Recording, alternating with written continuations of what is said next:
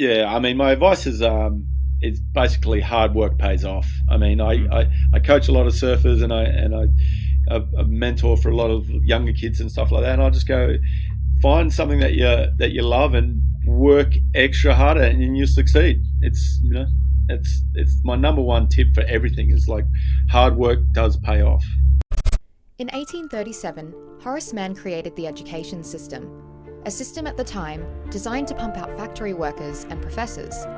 The same system that is still being used today in the 21st century. Now, Mann's system is backfiring. We are being moulded by the same industrial system that has existed for close to 200 years. That system delivers us into a digital economy that has no need of our outdated skills. This isn't our teachers' fault. This isn't the government's fault. This is due to a rapidly changing world full of technology and unforeseen circumstances. And us Gen Zs are caught in the middle. Welcome to the Driven Young podcast, the podcast for stressed, overwhelmed young Australians, teaching you practical life skills you can implement now to set yourself up in life. And now your host, Byron Dempsey. Welcome back to the Driven Young podcast, and today I'm joined by ex-pro surfer Jake Patterson. Jake competed professionally on the World Surf League Tour for over 11 years. He now coaches several World Surf League athletes, including 7 times World Surfing Champion Steph Gilmore, while playing an active role at the We Are Feel Good Inc. as managing director. But what is the We Are Feel Good Inc.? They say that the best ideas are born out of necessity, and when a group of 6 adventure-seeking outdoor lovers found themselves dreaming of a sunscreen that they could feel good about, they decided to take the matters into their own hands. It was around a campfire on a family surfing trip that the 3 couples, including a doctor, a builder, and a professional surfer, decided to stop dreaming and start doing. After years of researching, developing, refining, and testing, We Are Feel Good Inc. was finally launched. In this episode, Jake and I talk about work ethic and how that allowed him to become a pro surfer. We talk about pursuing what you really want to do regardless of other people's opinions. He shares his experiences as a pro surfer, why he got involved with the sunscreen company, and the importance of recycling and looking after our oceans. As per usual, please DM me on Instagram if you're enjoying the show. I have lots of new projects I would love for you all to get involved with, so check out the master link in the show notes below. And please consider leaving a review on Apple Podcasts if you get some value from the show. Now, over to Jake. Jake, welcome so much to the podcast. Hi, Byron. How are you? Yeah, I'm really good, thanks. As good as I can be during lockdown.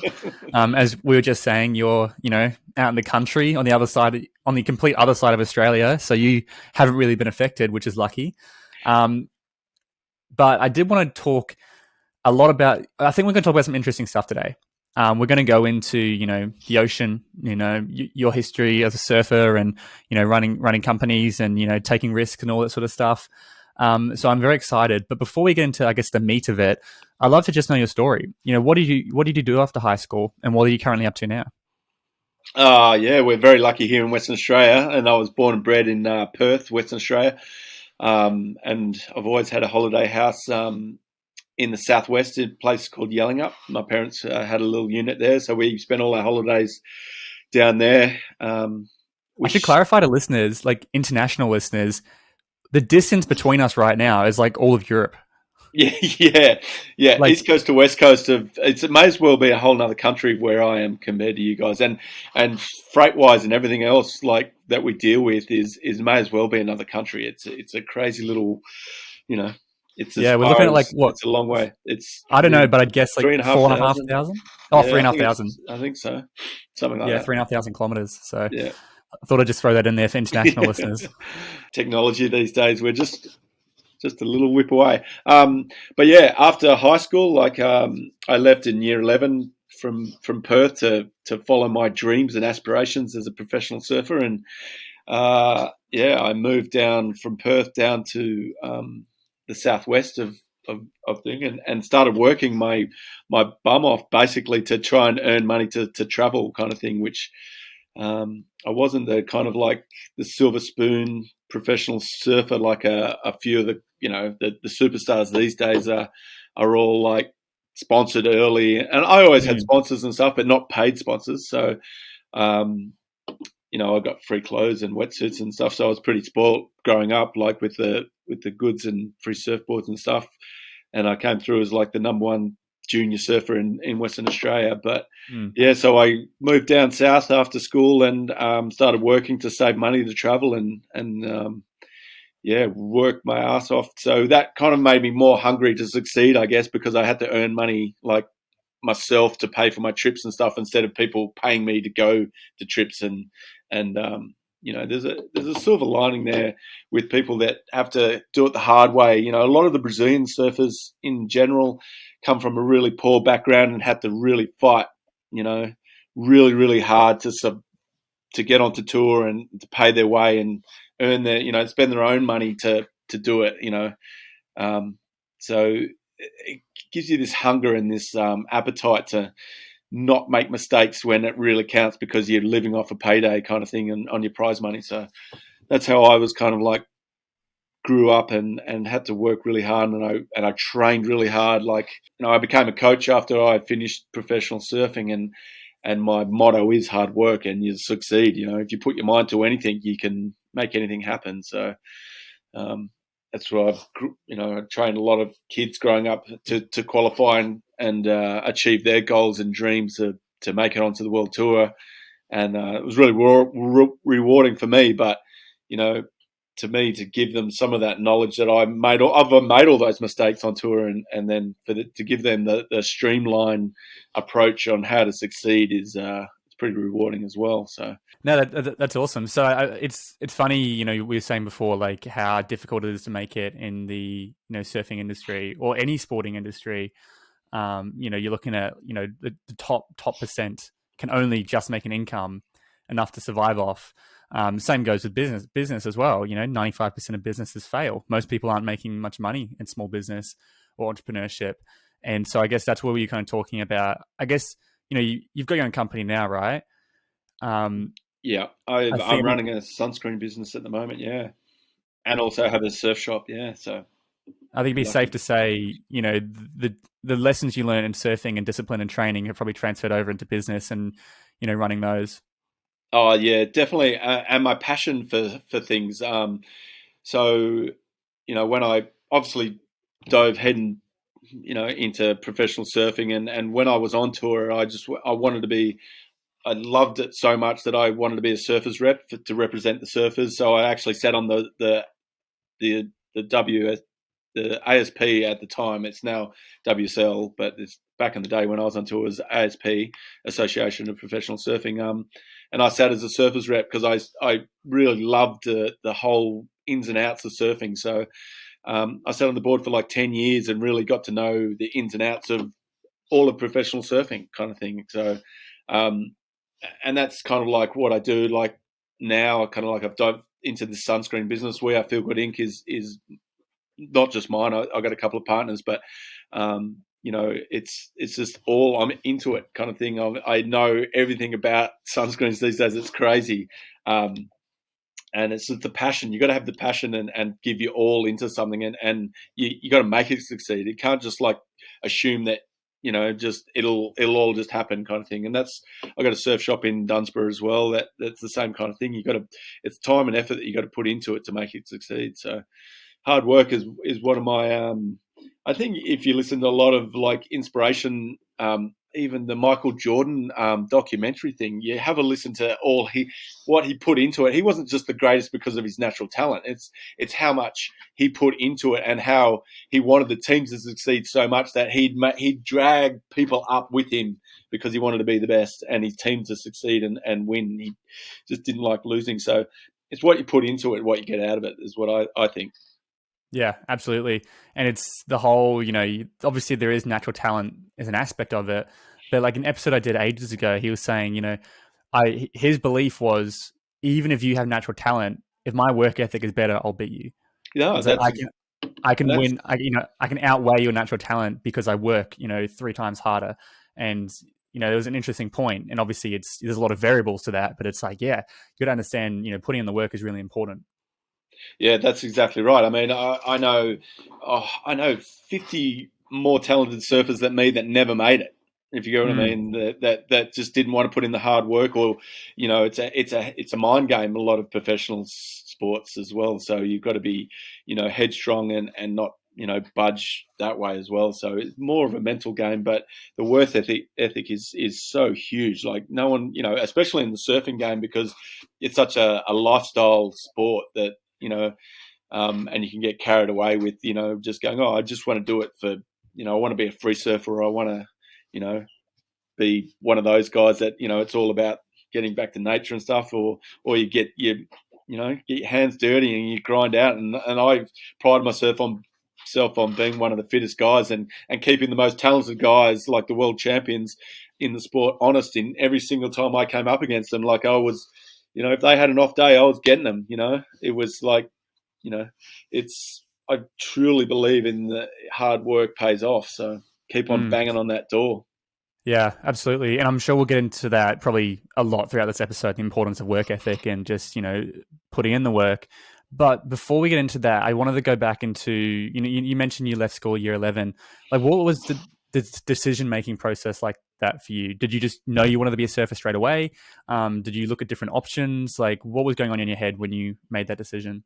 Yeah, it was a tough decision. Like mum and dad were really supportive, luckily, because, it's not like you can just go, oh, I'm going to become a professional surfer. It was like pretty heavy decision. Like for when, I'm 16 years old, I don't have a job. I was really came through WA as being really good. And I was probably top 4 or 5 in Australia of my age. Because I travelled with the state teams to go over east to compete and stuff. But there's no guarantees that you're going to make a living out of it at all. So I was lucky I had a couple of really good mentors in John Malloy that runs Creatures of Leisure. He owned that, and he just goes, look, I'll back you, but you got to, take it seriously. And he paid for a trainer for me to Steve Smith, a guy, an old Navy SEAL guy in Perth that I drove up twice a week from, it's 3 hours drive to just train for a morning and then drive back. So it was pretty worth ethic wise was like, this is all the effort I'm putting into succeeding kind of thing. And then working on top of that to pay for my own travel. So when I went away, I know there's a lot of pressure and stuff to succeed, but I was going, there's no way that guy that's got all this talent and got all these sponsors and paying him is going to beat me. I'm going to paddle over, I'm going to do whatever it takes to win. So I didn't have a backup plan. So when I left school, I was like, this is what I want to do. I worked my ass off. I had like 3 different jobs to earn money to travel. And then I was training really hard. And,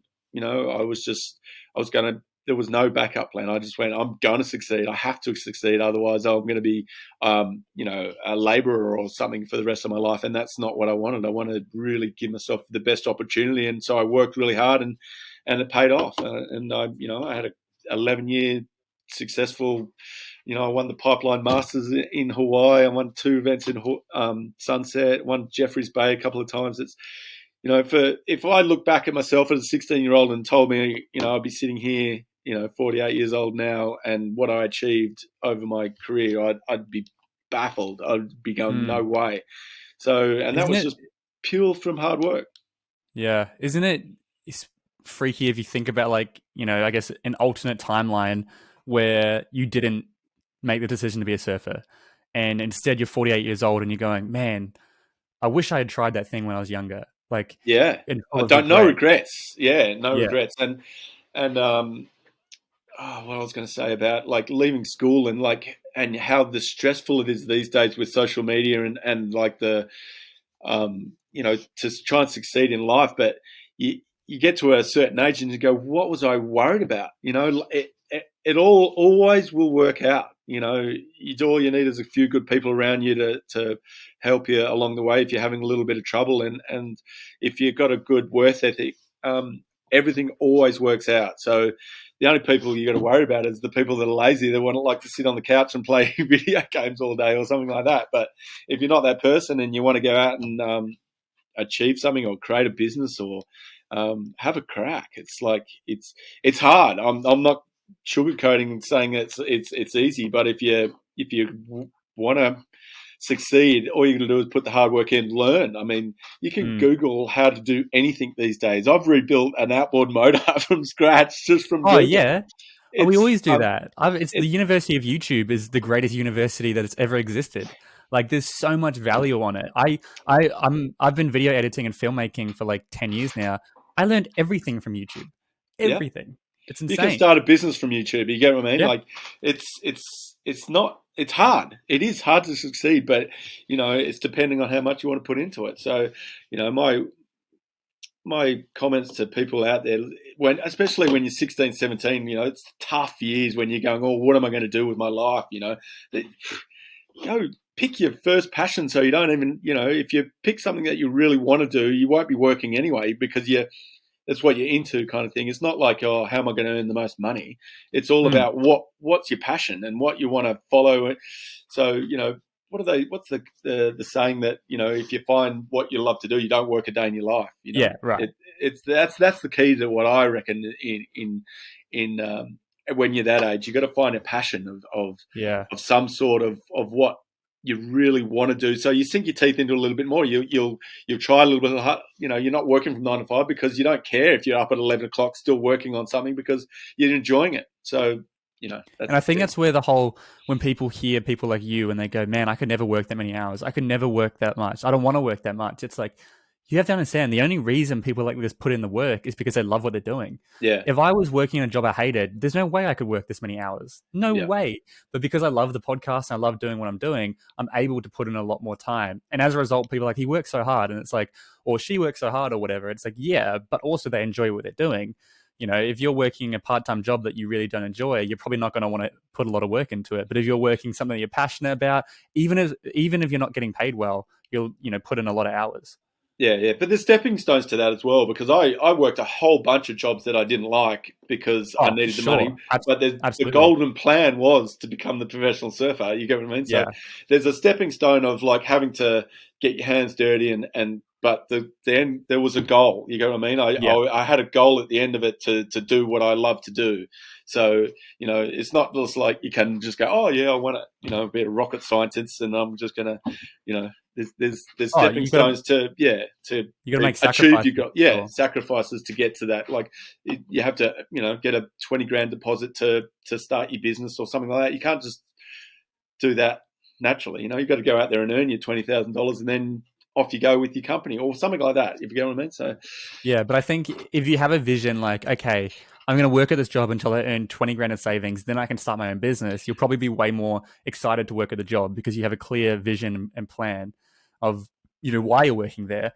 I think, because I was the same, I worked pizza delivery job. I used to film dance concerts, which was a grind, long days. And, I think that stuff builds you up though. And that's, the downside of having, as you mentioned earlier on, surfers or anyone who gets given stuff is they probably won't have as much of a work ethic because they don't need to. They haven't had to because they've had stuff given to them.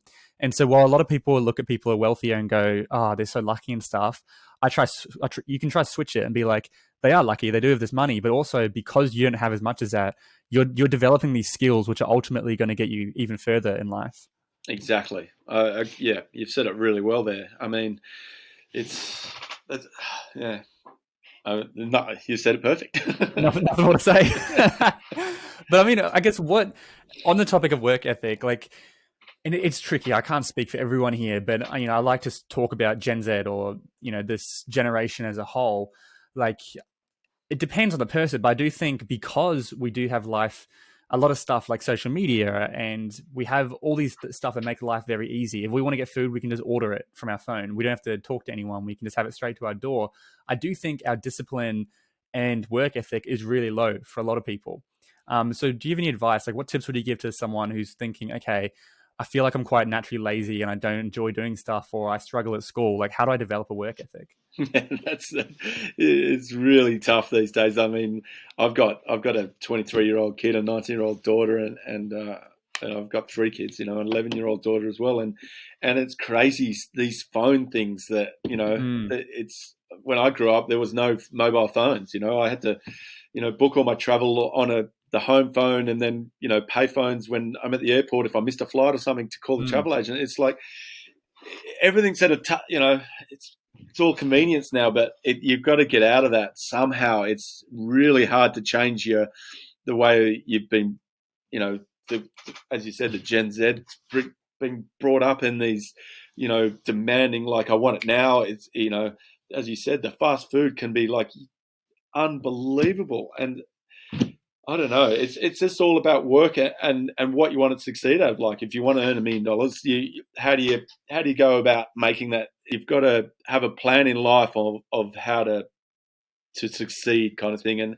And the short term thing of it all is the computers and the phones and stuff isn't going to do that for you. You've got to get out there and do it yourself. You've got to have an idea. You've got to have worth ethic to get off your bum and actually make something happen. Everyone has these ideas of how you can make money and like the best thing, but 1% of those people actually get off their ass and actually make stuff happen.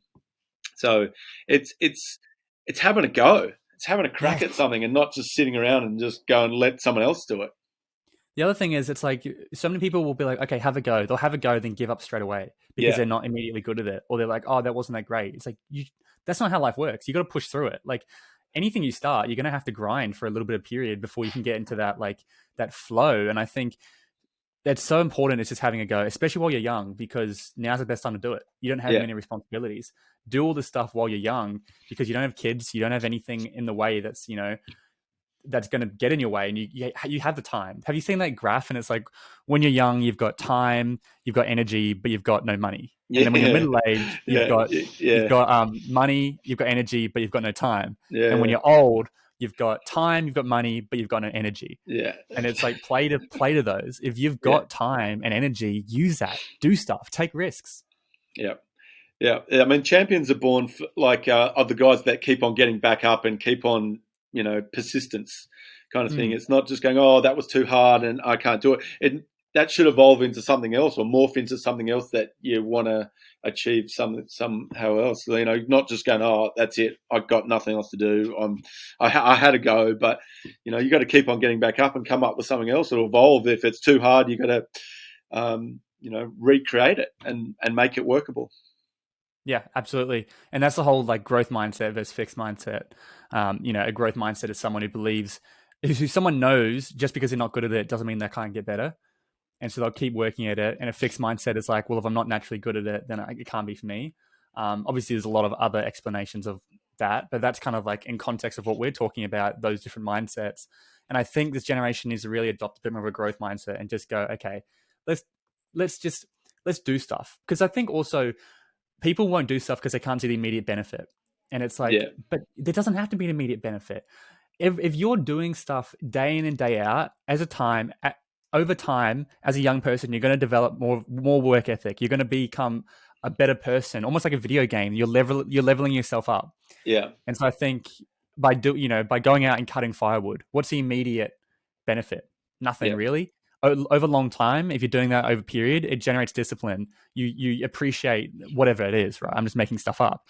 But I think that is stuff that can help with your work ethic. Yeah, I think what you said earlier as well is sacrifice is a huge one. Like for me, when I lost a lot of my not lost, but I sacrificed a lot of nights out drinking with my friends, because I was having to get up at 6 to train and I didn't want to have a hangover or, get what I mean? Like it was a sacrifice of doing smaller things to be a better person and to achieve my goals kind of thing.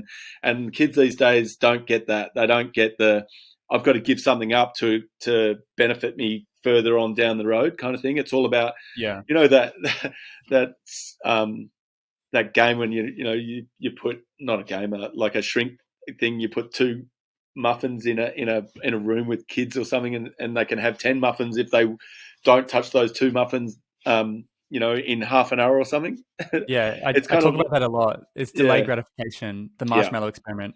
They do it with marshmallows. It's that exact thing. It's like sacrificing something for now for a better result in the future kind of thing. Kids find that so hard because everything's so instant these days. It's like Instagram is the thing. It's like a picture goes up, it's seen for like a split second, and then an hour later it's forgotten. It's done. You know what I mean? It's like that's the what kids are growing up in these days. They're not thinking the future at all. So it's a tough one. It is a tough one. And it's, instant gratification is just, it's you crave it as a young person because it's the world you've grown up with. Everything is instant. Therefore, when Yeah. something's not instant, you're like, hold on, what's happening? And I think Yeah. I see it a lot. And obviously, I'm not talking on all Gen Zs here, but a lot of younger people are quite entitled. I think everyone's kind of entitled, to be honest. But they'll be like, I shouldn't have to sacrifice stuff. It's like, what do you think the world's just made for you and it's gonna be perfect? You're gonna have to sacrifice times. And on your example of sacrificing parties and stuff, here's the thing. Like, I'm a big fan of you should party and do all that stuff while you're young. Just sacrifice. Instead of going out 3 times a week, go out once.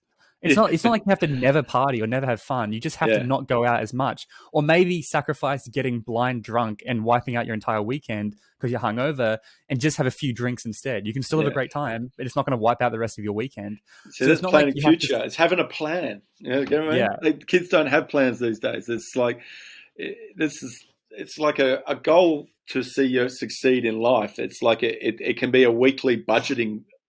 As you're saying, for the weekend, it's Friday night, have a couple of drinks with my friends, and then go training on Saturday morning, and then you can have something excellent to happen on Saturday afternoon instead of like the blind drunk Friday night. You sleep till 1. It's a sacrifice. It's crazy. yeah. It's Kids funny. these days. I posted a TikTok clip a while ago, and I was just saying how, like, almost this exact thing. I can't remember exactly what it was, but I was saying, like, what during a HSC, don't study Friday nights. Like, just if there's a party on, go out, have fun. Like, don't use that as an excuse. Like, yeah, it's a 4-hour party. Are you seriously telling me you don't have time in a week to go to a 4-hour party because you have to study? And all the comments, people were just like, it's not just 4 hours because I'm gonna wipe out the rest of my weekend, or I'm gonna not be able to do this. It's like, well, don't get wasted then. It's like, Go have fun, what kind but of not weird working. argument is this? A party scheduled for Friday night. That means why don't you work an hour extra every day leading up to that Friday, so you're already ahead of the game? Yeah, You know what I mean? exactly. I don't get that. I don't know. Yeah. It's hard these days. I mean, I've did it literally with my kids. It's really tough. And I understand it like firsthand that the world that they're growing up in, and if my daughter take her phone away from her, she wouldn't be able to know what to do. Wouldn't know how to drive anywhere or anything. It's like crazy. Yeah. Back in my day, it was like I had to get out the old atlas book to find out how to drive anywhere. It's like the CBD grid, and it's crazy. And now you can put in any address in your phone and find out where to go and how long it'll take, and it's crazy. Yeah, it's pretty incredible. It's like I was saying before to someone, I believe, and this is just my personal opinion, we're in the biggest generational disconnect in human history and the future of human history. Like, the difference between my generation or like your kids or me and my grandparents is so massive. Like, my granddad, he was one of 11 children. He grew up in New Zealand in Kaikoura, and for his birthday, he got an orange. Yeah. And, here I am with all this insane technology. I've got all these things, got my own room. He never had his own room. I've got running water, electricity. He never had that. And that's in 2 generations. Like, the disconnect is insane. And it's interesting, like, how, like, my grandparents and most grandparents haven't really adopted technology. And so there's a whole disconnect there as well. Like, I can't really explain to my grandma what I do. Like, oh, you on a podcast? How does that work? How do you get paid? Wait, how does that work? She can't understand. No, I totally get that as well. Like, you get what I mean? And the selflessness back in those days, if you get what I mean, you growing up in a huge family and everyone was helping to the family survive, kind of thing. And these days, the kids are just all about me, I. Like, oh, it's unfair. Life's so unfair. Like, it's just going, holy moly. You're looking outside, you're taking it all too seriously. Like, help out, and I'm going to help you if you help us. You get what I mean? It's like, as you said, the generation gap is crazy. And I think the future is going to be even crazier with the what we're going to be leaving for our kids or future, my grandkids or whatever moving forward is will there be any fish left in the ocean to go fishing? I take my kids out for a fish in the boat and we catch fish every day, kind of thing. No worries. And then 20 years time, who knows what's going to be the ocean's going to be like. And that's something you're quite passionate about, isn't it? Like, ocean sustainability, looking after our oceans. Obviously in Australia we have one of the great world wonders, the Great Barrier Reef. And so I think ocean preservation is quite important in this country, as well as any country, but it's heightened here because we just have oceans is such a unanimous thing that goes with Australia. When people think of Australia, they think of, beaches and oceans and, beautiful water and stuff. So I think that's something you're quite passionate about, isn't it? I'm super passionate about. I mean, Australia's a big island, basically. I mean, all the major Yeah. cities are based around the ocean, basically, or harbours or whatever. So it's a big one for sure. And obviously, me being a professional surfer, I rely on the oceans for my job, kind of thing, and traveling all around the world and seeing the different cleanliness of the oceans is so crazy. Of how, like, some third world countries, for Indonesia, for example, how they've just grown up by throwing their rubbish into the rivers, kind of thing, and the rivers all lead to the ocean. So the oceans are just getting so littered with rubbish, kind of thing. And I live in, I would say, one of the cleanest oceans in the world, down in the southwest of Western Australia. So it's crazy, and that's led into stuff like our recycling program in my business that I have in the sunscreen business. Like, we have a recycling program for all our bottles, kind of thing. We take all our bottles back and recycle them into different products, kind of thing, because I'm so passionate about not wasting. We have to use plastic because it's a virgin. Let me start that again. We have to use plastics because it's a medicine. Sunscreen is, so we have to use virgin plastic. So we can't use recycled plastic for putting that, because of decontamination and stuff. So it's so we created our own recycling program, and we'll take bottles back and recycle them. So yeah, I'm very passionate about all that stuff and doing all I can to help. In any charities and stuff like that, to try and make the world a better place for future generations, kind of thing, because we need to do something now, because I tell you, if we don't, it's going to be a scary world we're going to be living in. Yeah. And what do you think, I guess, what do you think that everyday person can do to help something like that? Because something, you often see, whether it's the ocean or climate change, when they talk about climate change, they say, 85%, I don't know what the numbers are. They say a very large percent of the issues come from like 10 of the biggest corporations in the world. So guilt tripping the individual is kind of redundant. We should be looking at the big corporations. Yeah. But what do you think? But I also think it's a bad mindset to have. Like, as an individual, we shouldn't just be like, oh, I'm not going to worry about it then because I'll let the big corporations handle it. What do you think as individuals we can be doing to help preserve the ocean or help, make the world a cleaner place? Oh, it's recycling as well, and choosing not to use certain products, I guess, that for instance, would go into landfill or whatever. It's it's hard, because it's like getting back to that selflessness and whatever. It's like, it's not being lazy, basically. I mean, recycling's hard in general. You get what I mean? You got to take extra time. You got to clean your products, and you got to separate some plastic. So, say a tissue box, for instance. You get what I mean? It's recyclable, but you've actually got to peel the plastic out of the top of where the tissues come out, and unless that's peeled out, it won't get recycled. And it's just not being lazy. It's like, try not to be that. And if everyone's not lazy, it'll make a difference. It's everyone's got to have their own little agenda and give their own little bit back, kind of thing. And if everyone does it, it'll be a better place for everyone. And that's selflessness that you got to think about. It's not just for me; it's for your kids or your grandkids and the future generations moving on. You got to get out of that mindset of I don't have time, or I'm late. I just throw it in. Someone else will do it. You get what I mean?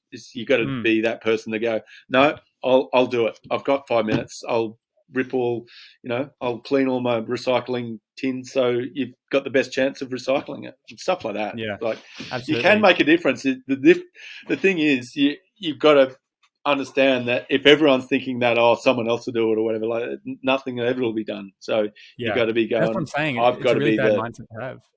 Like, it's a really bad mindset to have if you're going, I'll just let the corporations handle it. I'll just, we need to, as individuals, be exactly as you're saying. I think the tissue box is a great example. It's like, just peel the plastic off. How long does it take? 10 seconds? Yeah. Oh, yeah. That's just one example. You know what I mean? It's like, I know this for the sunscreen, thing that I'm in. Like, you've actually got to clean your bottles with hot water or vinegar or something. So it's actually a process. And because if you don't clean it, that can't be recycled because it's still got remnants, or you've got to cut the bottle open and give it a good. It's an effort, and we're going to this effort because we're using plastic bottles, and we people are into it. Like there's a lot of there's a huge community out there that want to help and do the right thing. So it's just get on the bandwagon. Just don't be lazy.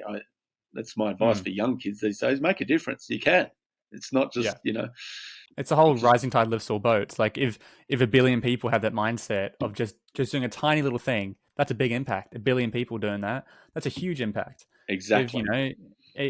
All it has to be is as simple as that. Just like making sure recycling is going. Obviously, you could do more, but if, at the bare minimum, if everyone's doing that, then we can have a huge impact. So I think it's a really important mindset to adopt. Like I talked about it before, but if we were to say, is cleaning the oceans your responsibility? No, it's not. But what if you were to say yes, it is? Well, if you were to say yes, it is my responsibility, how can I help? How can I help? Well, I can start doing this at home. I can start doing this. I can start doing this. Now, if everyone adopted that mindset, then we're having a huge impact. And so it's like, just because it's your responsibility doesn't mean you have to single-handedly fix the problem, but you can be a small person amongst many who can ultimately fix the larger problem. Yeah, it's like I'm not sure. It's an older movie now, but Pay It Forward. That movie is like, you do one nice thing for someone, and that their only thing that they have to do is do it to 3 other people, and it's like a big dominance, pyramid kind of thing that happens. When I was used to train on the beach, I used to do soft sand running and stuff. And every time I run and I see rubbish, I'd pick it up, kind of thing. Like I pick up 3 or 4, and there's not where I live. It's not that dirty at all. But if everyone picked up one bit of rubbish every time they went to the beach, it's like one tiny little thing. It's not that hard. And there's bins at the beach, so it's you walk out the beach, you see a bit of rubbish, you pick it up. All the beaches would be a lot cleaner than what they are, but people just go, oh, look, someone's left rubbish there, that's disgusting or whatever, and walk past it. It's like, well, no one's going to pick that up. It's going to get swept in the ocean. It could, it's a plastic bag that, a turtle could eat or whatever and drown or whatever. So it's you got to do something. Why not a tiny little thing like that? Like, I used to run the beach, pick up 3 or 4 bits if I see them, or even straws kind of thing, like things that people don't even think about. It's like, put them in the bin. It's, well, I think I was doing my little bit, and if everyone gets that little mindset of just doing one little thing, kids these days, as you said about the entitlement, just going, oh, it's not my job. You get what I mean? But whose job is it? Yeah, exactly. It's terrible. So yeah, everyone's got to take that responsibility to do their best to make them sleep well at night. I mean, I sleep great. No, I think it's great advice. I think, even I can imagine next time I'm walking the beach and I see a piece of rubbish, I'm going to flash back to you saying this, and I'll be like, okay, I'll just pick it up. Yeah, it's simple. It's just not even on the way down, on the way back. You're heading to your car or your bike or whatever, and you're going to pass the bin on the way. It's not that big a deal. All you have to do is bend. It's being a better person. It's like, it's not hard. Absolutely. No, I think it's super important. But you did mention before that you've got 3 daughters. All, it sounds like, different ages as well. One son and 2 daughters. Yeah. Oh, okay, so you got 3. Yeah. 3 kids. Yeah, 3 kids. What do you say? 22, 23, 19, and 11. Yeah. Yeah. So you've got quite well spread out. So you've got quite an experience. I would love to hear your thoughts and opinions on the younger generation. Like, what are you seeing? What are the issues that you're seeing with your kids? Are they struggling with technology? Like, what do you think is happening with the younger generation when it comes to are they struggling to make the decision what to do after high school? Are they confused? Are they do they have friends? Like, obviously you don't have to speak specifically to your kids, but like, what are you just seeing with the younger people in general?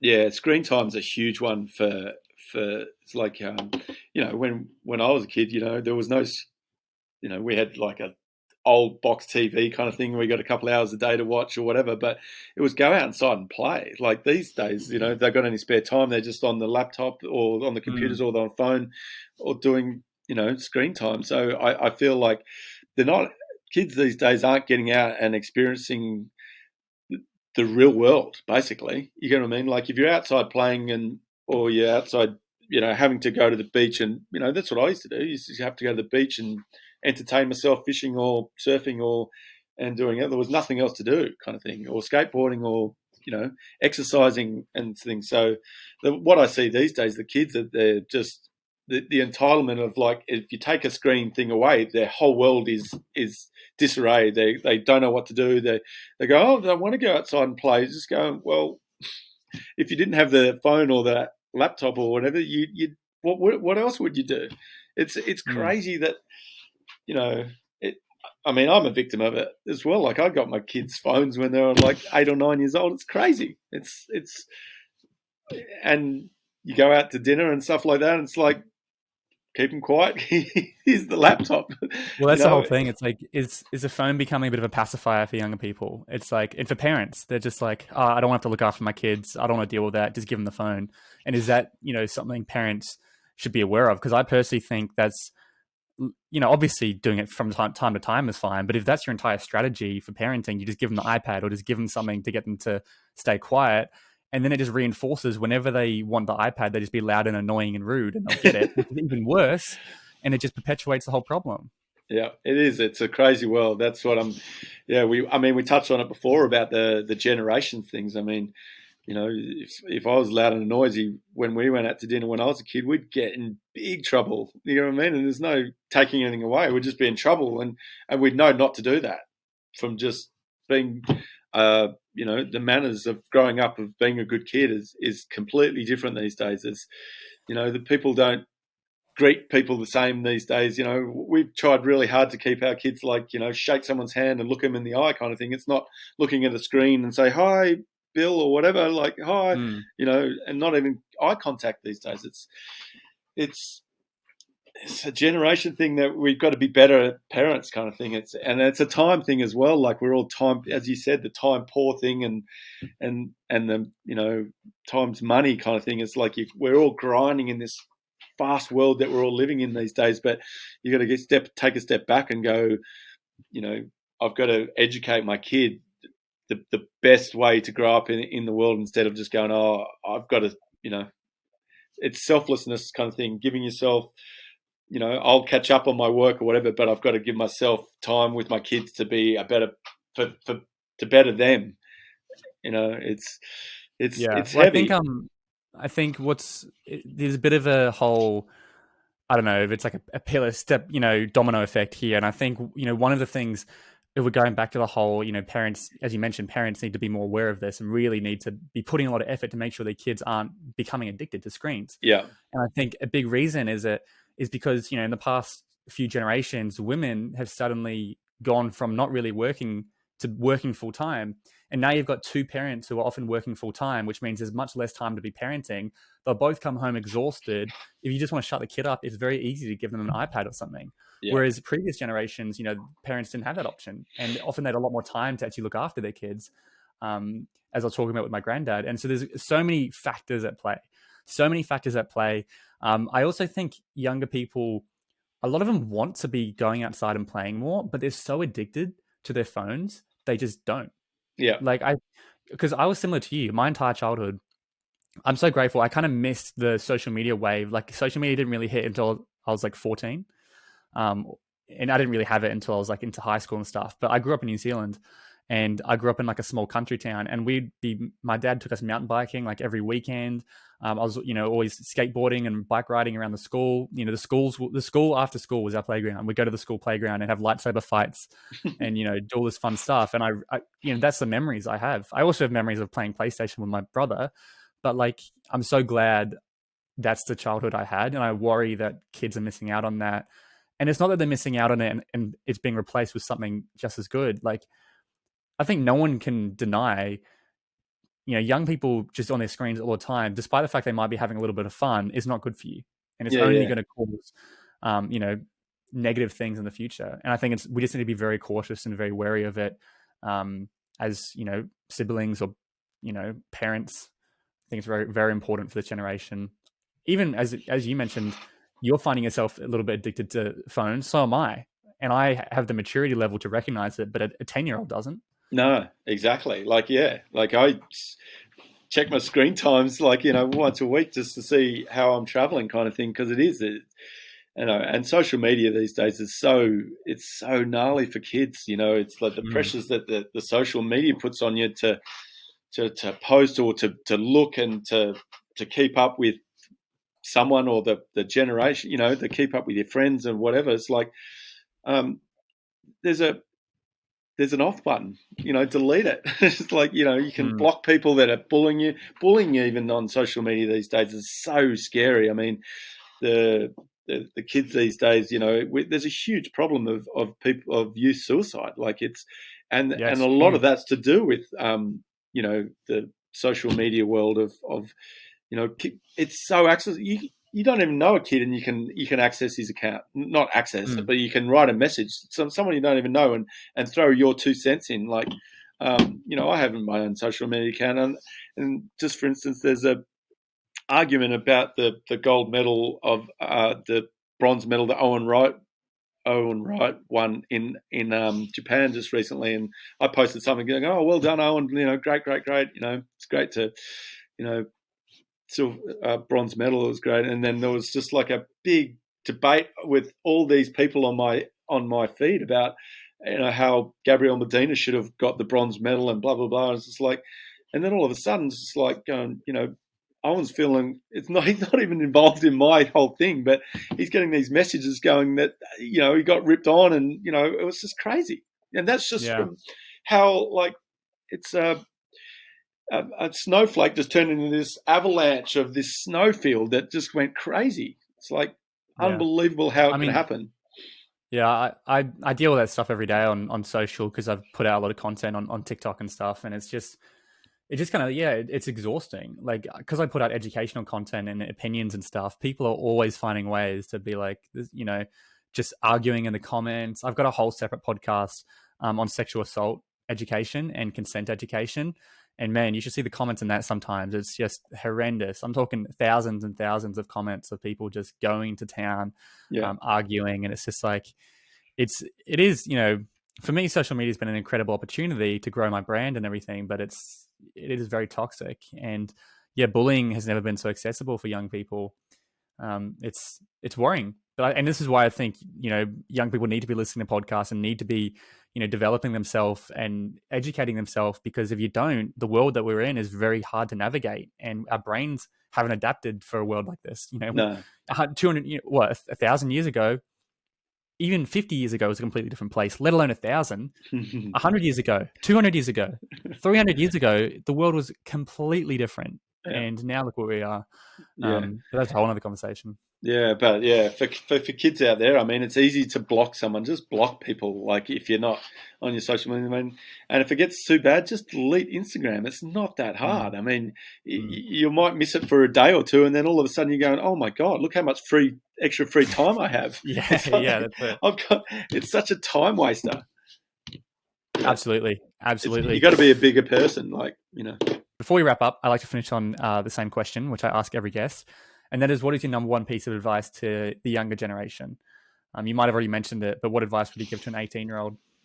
Yeah, I mean, my advice is basically hard work pays off. I mean, I coach a lot of surfers, and I'm a mentor for a lot of younger kids and stuff like that. And I just go, find something that you love and work extra harder, and you'll succeed. It's my number one tip for everything. Is like, hard work does pay off. Yeah. Hard work, and you've got to make some sacrifices, but you don't have to sacrifice your entire youth. Like, you can make sacrifices and still have fun and still enjoy your time. Yeah, it's just it's a balance. It's a balance. It's how much you want to succeed and how much hard work you want to pull into the result. You know what I mean? The sacrifice of whatever. Like, you sacrifice more, you'll succeed easier and quicker. Or you want to do it longer, it's like sacrifice less and enjoy yourself more. It's it's a balancing act, but absolutely. Most of all is be happy. It's like, life's short. Like, there's nothing. Life is short, and you get what I mean. Like, everyone goes through hard times. And when I was growing up, I was going, "Oh my God, if I don't be a pro surfer, I'm going to be digging holes for the rest of my life." So, but it worked out, and I worked hard at it, and it worked out, and everything always does normally. So. Yeah, amazing. Don't worry about the small things. You get what I mean? Don't worry about the small things. It's like your health. Things. If you're healthy, you get what I mean? Like, a lot of my things was for my kids I coach in surfing. I'd take them to children's hospitals and just go, "You're worrying about winning the next heat. Look at these kids." You get what I mean? They're worried about surviving a day kind of thing. So, the small things of life, it's put your hard work in, and if it works out, no worries. think about the people that are really struggling in the world. You know, you're actually one of the really lucky ones. So don't sweat the small things. You know. That's I talk about all the time how grateful we should be to be in Australia or any developed country. Like, you know, you're in the top percentage. But anyway, Jake, thanks so much for coming to the show. If anyone wants to get in touch with you, follow you online, get your sunscreen, check out, you know, all the stuff you're doing, where's the best place to go? My sunscreen is called We Are Feel Good Inc. sunscreens, and my Instagram is Snaketails. Awesome. DM and I'll put all the links. DM me and I'll write you back. Yeah, awesome. I'll put all the links below. But otherwise, Jake, thank you so much for coming on the show. No worries, Byron. Thank you so much for listening to this entire episode of the podcast. The fact that you would sit there and listen to me for so long is awesome, and I love you for that. Thank you so much. Just real quick, I am starting to speak at schools a lot more frequently now. So if you're in Australia, specifically Sydney, and either you're a student, maybe you're a teacher, or you've got a brother or sister in school, or you have any connections at all and you want me to come speak at a school or any presenting things, I am looking to ramp that up a lot. I've got a really cool school talk I've been working on for a few months now. I've just started speaking at a bunch of schools. It's been going really well. Go to the link in the show notes or go to drivenyoung.com and you'll see school talks up the top, and just click on that and send me an email. Figure out any way to get in contact with me. I've also got the Sexual Assault podcast, which is now live with Brent Sanders. Go check that out. It's called Consent and Consequences. That is a Driven Young Productions podcast. It's something I'm very proud of. So there's lots going on. Definitely go check it all out. Otherwise, thank you so much for listening to this entire episode, and I hope you enjoy the rest of your day and week.